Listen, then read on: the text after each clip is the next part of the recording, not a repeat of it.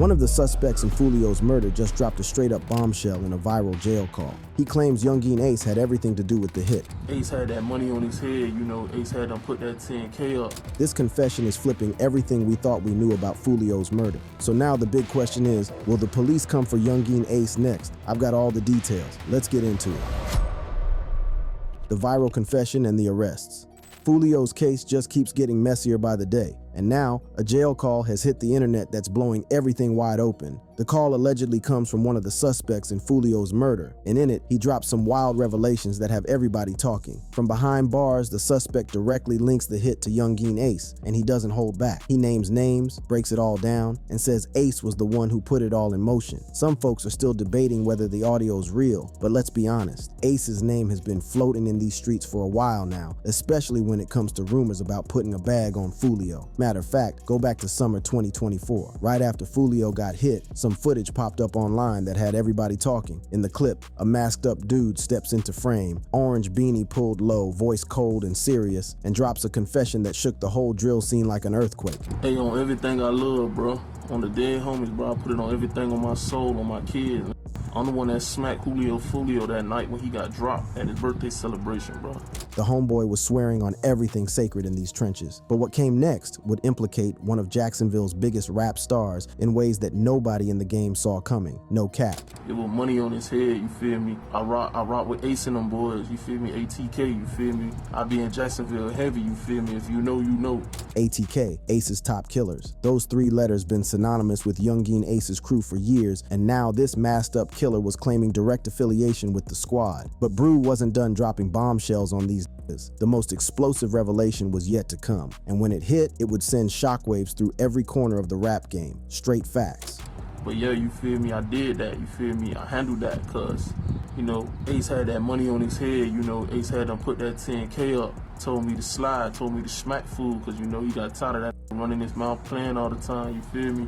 10 bands. That's what the street soldier claimed Yungeen Ace had put up as a bounty on Foolio's head. This wasn't just street rumors or social media cap anymore. This was someone claiming direct knowledge, direct involvement, and direct payment from one of Jacksonville's most prominent rappers. The weight of these accusations was straight devastating, especially coming from someone who seemed to have that inside knowledge of how ATK really moved in these streets. But what made this confession even more bone-chilling was the complete lack of remorse in this killer's voice, for real. You know what I'm saying? Like, don't give a fuck, bro. Like, about that money, anybody could get it, you feel me? And, Foolio had it coming to him, so, I don't really feel sorry, you feel me? The timing of this confession couldn't have been more significant at the time. By July 2024, the feds had already swept up 3 suspects in connection with Foolio's murder, and the investigation was pointing towards exactly the kind of gang-related warfare that this masked confessor was breaking down. The suspects, Isaiah Chance Jr., Alicia Andrews, and Sean Gathright, were all facing serious charges, including premeditated first-degree murder, straight life sentences if they got found guilty. What made the arrests even more significant was the clear gang connections that the law had uncovered. Sheriff T.K. Waters had made it crystal clear during press conferences that the suspects were affiliated with ATK and 1200, gangs connected to Yungeen Ace. This wasn't random violence. This was organized, calculated, and rooted in the same gang affiliations that the masked confessor was claiming allegiance to.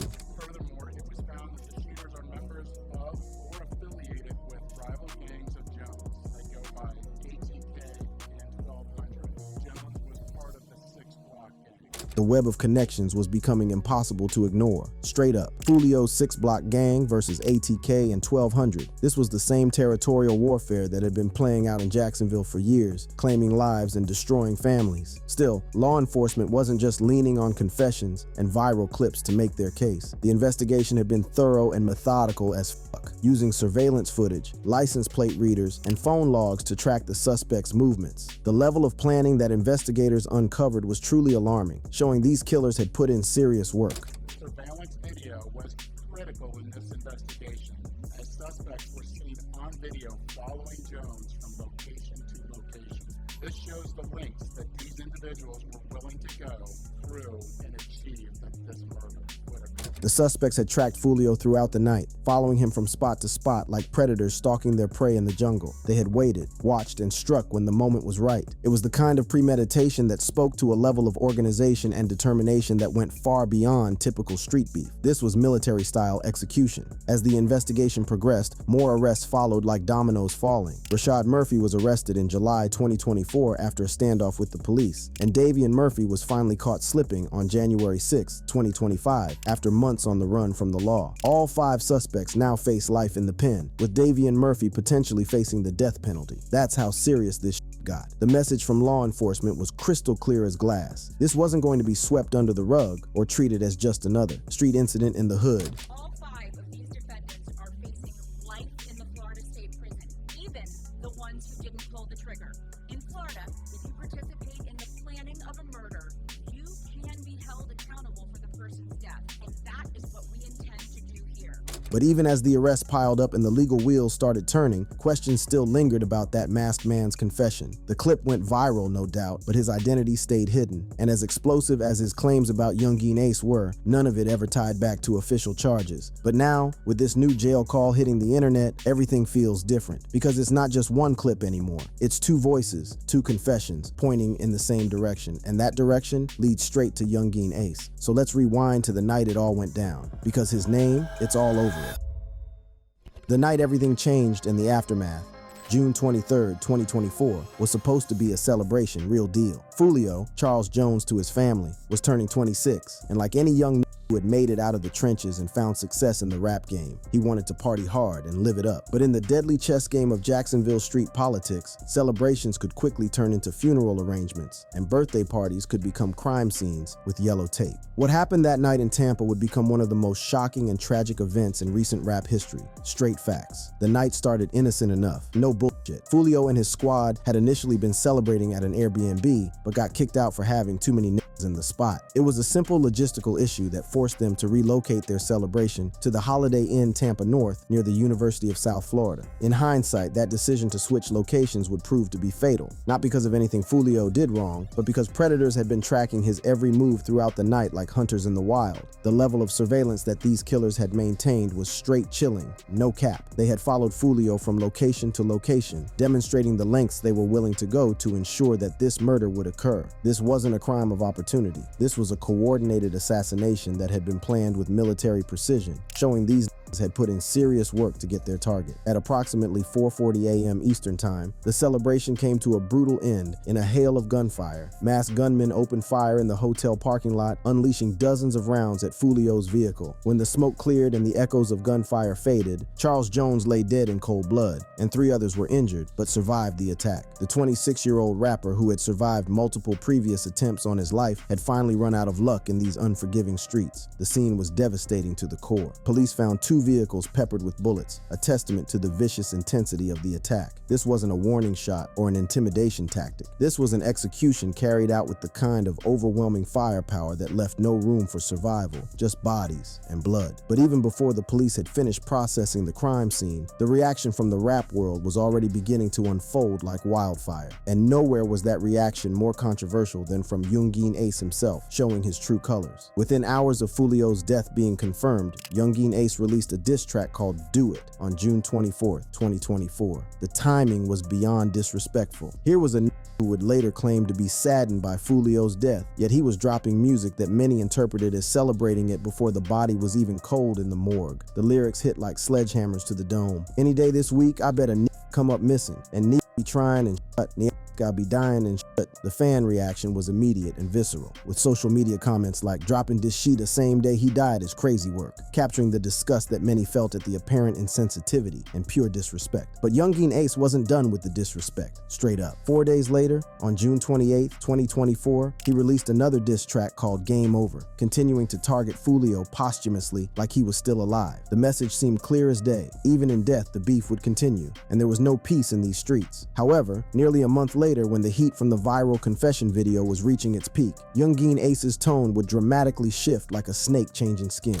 That shit sad, twin. I ain't gonna lie, bro. Y'all boys in the street, y'all didn't leave the streets alone, twin. All condone and shit like that. But y'all just gotta stay. Y'all gotta. Here was the same dude who had dropped diss tracks within days of Foolio's death, now claiming to be saddened by it and distancing himself from violence. Even more surprisingly, he claimed they had been on good terms. It's so funny because we were cool and shit. I was just talking to him and I was like, bruh, you gotta stay out of the way. You know when they love you out here, I fuck with you real shit. But to understand the full weight of this moment, you had to understand the history that had led them to this point of no return. The beef between Foolio and Yungeen Ace wasn't some manufactured controversy for publicity. It was rooted in real violence, real loss, and real blood that had been spilled on Jacksonville's streets for years, leaving mothers crying and families destroyed. The feud began in May 2017 when Foolio's 17-year-old cousin, Zion Brown, was shot and killed in his home. DeAndre Thomas, an associate of Yungeen Ace, was charged with the murder, setting off a cycle of retaliation that would consume both sides for years to come, leaving bodies in its wake. The violence escalated quickly and brutally, showing these streets don't play. In June 2018, Yungeen Ace was targeted in a drive-by shooting during his own birthday celebration. He survived being shot 8 times, but his brother Trevon Bullard and 2 others weren't so lucky. They died in the attack. The symmetry was haunting as hell. Both rappers had now lost family members in birthday shootings, creating a parallel tragedy that would fuel even more violence and revenge. In February 2019, Foolio's 16-year-old brother Bibby was shot and killed. Xu, Hakeem Robinson, an ATK affiliate, was later arrested for the crime and had even bragged about it on an album cover like it was something to be proud of. The personal losses were mounting on both sides, and each death only served to intensify the hatred and desire for revenge. The feud reached new heights of public visibility in 2021 when both rappers began using their platforms to memorialize their dead and disrespect their enemies in the coldest way possible. Yungeen Ace's Who I Smoke, released in March 2021, garnered over 18 million views and specifically named deceased members of Foolio's crew, Bibby,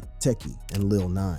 The song was a musical graveyard tour, celebrating the deaths of young men and taunting their surviving friends and family members with pure disrespect. Foolio responded with When I See You Remix, which gained over 6 million views and sampled news coverage of the 2018 triple homicide that had claimed Yungeen Ace's brother. The back and forth was becoming increasingly personal and increasingly dangerous, with real deaths being used as lyrical ammunition in an arms race of disrespect that knew no bounds. But while the rappers were trading bars and building their careers on the bodies of the dead, the real victims were the families left behind to pick up the pieces. No one understood this better than Foolio's mother, Sandricus Mays, who had been watching her son's rise to fame with growing terror in her heart. Mays had been shot 8 times herself in an incident she directly linked to her son's rapping career. The attack on a mother, a civilian who had no involvement in street activities, showed just how far the violence had spiraled out of control. After surviving her own near-death experience, she pleaded with her son to stop rapping, but he continued, driven by passion and perhaps a sense that he was too deep in the game to turn back. When the news of her son's death reached her, Mays' grief was profound and public, touching hearts across the world. On June 25, 2024, she shared an emotional Instagram post mourning her son, captioned R.I.P. Son, Charles Jones II, Foolio, the real-life story documentary coming soon. But her mourning was tinged with anger and a desire to set the record straight about who her son really was. We have to understand that Charles wasn't getting shot at because he killed somebody, because he robbed somebody, because anything like that. That's not what happened. All this happened because of rapping, she told reporters, making it clear that her son wasn't a criminal. He was an artist whose music had made him a target in these deadly streets. The pain in her voice was unmistakable as she described the ongoing harassment and violence that had plagued their family. After she was shot 8 times at close range, Mays asked her son to stop rapping, but he couldn't or wouldn't step away from the career that had given him purpose and success, even if it meant risking everything. Following the arrests of the suspects on July 29, 2024, Mays attended the press conference, expressing relief and saying, "I am very relieved," but also pleading for an end to the cycle of violence that had claimed her son and destroyed so many other families. Meanwhile, from the sidelines, controversial figure Charleston White was adding his own inflammatory commentary to the tragedy with no filter whatsoever. White, known for his provocative takes on hip-hop culture and street violence, wasted no time in delivering his characteristically harsh assessment of Foolio's death with zero sympathy. Y'all, they done got that black boy. I say they done got that Foolio boy. I told him they were gonna get him. Yeah, nah, well, I didn't tell him they were gonna get him. I just knew they were gonna get him. Cause the boy works hard to get got. But White wasn't content to simply comment on Foolio's death. He actively encouraged more disrespect and violence. In August 2024, he suggested that Yungeen Ace should continue making diss songs about Foolio, saying, "Celebrate his death. Tell Yungeen Ace and them to make another bad diss song about him. Don't stop Yungeen Ace, keep it going. Make his mama cry some more." Here was someone actively encouraging the continuation of a feud that had already claimed multiple lives, including that of a young father and son. White's justification was that, remember, he created this atmosphere for this to happen to him because he was really hurting people, physically, emotionally. But his words only served to pour gasoline on an already raging fire that was consuming the community. As the summer of 2024 wore on and the investigation continued, the rap world found itself grappling with questions that went far beyond who pulled the trigger that night in Tampa. The viral confession had implicated one of Jacksonville's biggest stars, but the authorities remained focused on the 5 suspects they had in custody. The contradiction between Yungeen Ace's public statements and his actions in the immediate aftermath of Foolio's death raised uncomfortable questions about the nature of grief, guilt, and responsibility in the drill rap scene. And through it all, families continued to mourn, mothers continued to bury their children, and the cycle of violence showed no signs of stopping, leaving more pain in its wake. The legal reckoning and unresolved questions. As 2024 turned into 2025, the legal machinery that would determine justice for Foolio's murder began to grind forward with methodical precision, showing these streets that consequences were coming. The 5 suspects, Isaiah Chance Jr., Alicia Andrews, Sean Gathright, Rashad Murphy, and Davion Murphy, now found themselves facing the full weight of Florida's justice system, with all of them charged with first-degree premeditated murder and facing life in the pen. Straight facts. The evidence against these was overwhelming as hell. Prosecutors had built their case using surveillance footage, license plate readers, and phone logs that tracked the suspects' movements throughout the night. This wasn't a case built on speculation or street rumors. It was constructed with the kind of digital evidence that had become the backbone of modern criminal investigations, showing every move these killers made. The details that emerged during the legal proceedings painted a picture of cold, calculated planning that went far beyond typical street beef, real shit. The suspects had allegedly traveled from Jacksonville to Tampa the day before the killing, with Chance and Andrews tracking Foolio to multiple locations before the final attack at the hotel parking lot. The level of surveillance and coordination suggested an operation that had been planned with military-style precision, showing these wasn't no spur-of-the-moment street shit. Perhaps the most damning evidence came from the suspects themselves, snitching on their own operation. Alicia Andrews admitted to letting the other suspects use her phone, but claimed she didn't know their plan to kill Foolio. Sean Gathright was accused of moving bags filled with weapons to his mother's car, with a relative providing home security footage, believing they were camera bags, showing how deep this conspiracy went. The prosecution's case was further strengthened by evidence of financial connections to the murder plot following the money trail. Cash App records showed that on June 22, 2024, at 1:45 a.m., the Saturday before the murder, and before they left Jacksonville for Tampa, Isaiah Chance received a $390 transfer from an account belonging to Jay Breezy, the rapper name of Jacory Rivers. Within minutes of receiving this bread, a charge was made for the Airbnb in the amount of $361.16, showing this was all planned out. This financial trail was significant as because Jay Breezy is identified as one of the prominent 1,200 gang rappers who also released a song after Foolio's death, mocking his death. The money trail seemed to connect the murder plot directly to the gang network that authorities had been investigating, showing how deep this conspiracy really went. As the legal proceedings unfolded, each suspect's story began to emerge in court like pieces of a puzzle. On August 10th, 2024, 3 of the suspects were denied bond, with the court determining that they posed too great a risk to public safety to be released pending trial, keeping these killers locked up where they belong. The case took an even more serious turn when Davion Murphy was finally caught slipping on January 6, 2025, after months on the run from the law. His bond hearing on January 16, 2025, resulted in his denial of bond, with the state announcing they would be seeking the death penalty. The death penalty designation sent shockwaves through the case and highlighted just how seriously the state was treating this murder. No games. This wasn't going to be plea bargained down or treated as a simple street beef gone wrong. This was being prosecuted as a capital murder case with the highest possible stakes, showing the system was ready to give this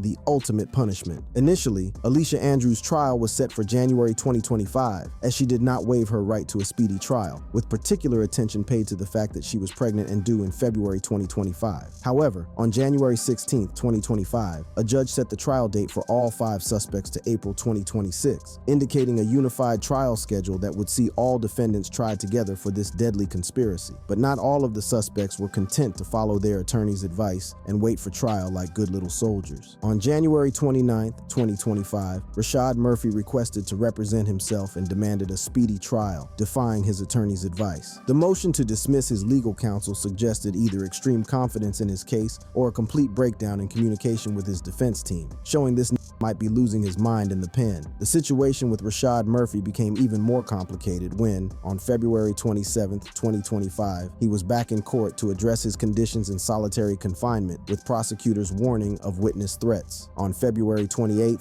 2025, he was granted 30 minutes of visitation per week with his child and significant other, suggesting that his conditions in custody had become a significant issue in the case and was affecting his mental state. There were even reports suggesting Rashad Murphy might pursue an insanity plea, though no further details about this potential defense strategy have emerged. The suggestion of mental health issues added another layer of complexity to an already intricate case, showing how the pressure was getting to these behind bars. While the legal proceedings moved forward with grinding inevitability, the elephant in the room remained the viral confession video and its explosive allegations against Yungeen Ace, Real Talk. Despite the widespread circulation of the masked man's claims, his identity remained unknown, and his accusations were unverified and not linked to any official charges. Law enforcement had made it clear that their investigation was focused on the 5 arrested suspects, not on chasing down social media rumors and unsubstantiated confessions from masked up niggas. So Yungeen Ace has long been known in Jacksonville. We are consistently monitoring those groups. The authorities' position on Yungeen Ace was complicated but clear as day. Sheriff T.K. Waters had acknowledged that Yungeen Ace was known to law enforcement and that his movements were monitored, but he also made it clear that there was no active investigation into Ace's involvement in Foolio's murder, keeping it 100. I won't speak to the chief's investigation. That's up to the TPD. We don't have an investigation on him right now, but you can't move around Jacksonville without us knowing about it. That's for the betterment of our community. This careful wording suggested that while Yungeen Ace wasn't currently under investigation for this specific murder, he remained a person of interest in the broader context of Jacksonville's gang violence. The authorities were walking a careful line between acknowledging his significance in the local gang landscape while avoiding any suggestion that he was directly implicated in Foolio's death, keeping their cards close to their chest. Adding to the complexity was the timing of Yungeen Ace's own legal troubles, showing how deep this shit went. He had faced unrelated gun charges in April 2024, which were dropped on July 3, 2024, due to lack of evidence. The dismissal of these charges came just weeks after Foolio's murder, leading to speculation about whether the two cases were connected, though no evidence of such a connection has emerged to connect the dots. The legal proceedings also revealed the broader context of gang violence that had consumed Jacksonville for years like a plague. The ongoing fight between these groups had spilled over into Tampa, with Sheriff Waters declaring, "Let me be clear, the feud stops here." But despite these bold proclamations, the reality was that the cycle of violence had already claimed too many lives, and the legal system could only respond after the fact, always one step behind the streets. 5 people, though, are charged with murder. The level of planning and coordination between these 5 defendants was truly alarming. The prosecution's case was built on the principle that everyone involved in planning a murder should be held equally accountable, regardless of who actually pulled the trigger. Real shit. This approach reflected a broader strategy in gang prosecutions, where authorities sought to hold entire organizations responsible for the actions of individual members, sending a message that the whole crew would fall if one person caught a body. As the case moved toward its April 2026 trial date, the questions that remained were profound and troubling as hell. Would the masked confessor ever be identified? Would his claims about Yungeen Ace ever be substantiated or definitively debunked? Would the 5 defendants accept plea deals? Or would they risk everything in a trial that could result in life sentences? Or even the death penalty for some of these niggas? Isaiah Chance Jr. was 21, Alicia Andrews was 21, Sean Gathright was just 18, Rashad Murphy was 30, and Davian Murphy was 27. These were people in the prime of their lives, now facing the possibility of spending the rest of their days behind bars, or, in Davian Murphy's case, potentially facing execution for their role in this deadly conspiracy. Somehow money drove this whole operation. The Cash App record showing payments for the Airbnb suggested that this wasn't just a spontaneous act of violence, but a coordinated operation that required funding and planning. Someone had bankrolled this assassination assassination, whether it was the $10,000 bounty claimed by the masked confessor or some other financial arrangement that funded this hit. As July 2025 arrived and the case continued to wind its way through the courts, the rap world found itself grappling with questions that went far beyond the guilt or innocence of 5 defendants. Real talk. That's a wrap, guys. If you enjoyed the clip and would want more of such content, please click on the card showing on the screen.